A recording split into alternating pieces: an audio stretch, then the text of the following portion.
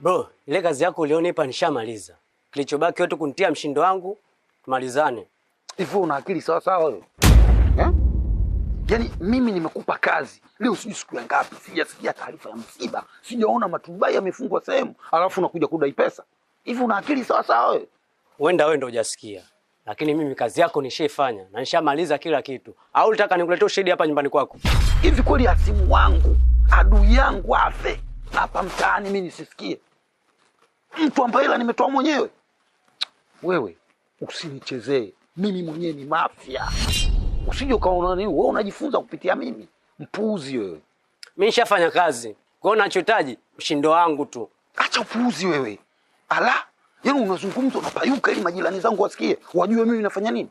Sasa sikiliza. Pesa sitoi mpaka nichunguze, nijue kweli jamaa amekata roho, hayupo kwenye ulimwengu huu. Mimi ndo nakumalizia hela zako. Mjinga, hebu toka kwanza nyumbani kwangu. Kwa langu utaki kulipa, si ndio? Mtoto vipi huyu? Wewe unanichukulia poa mimi eh?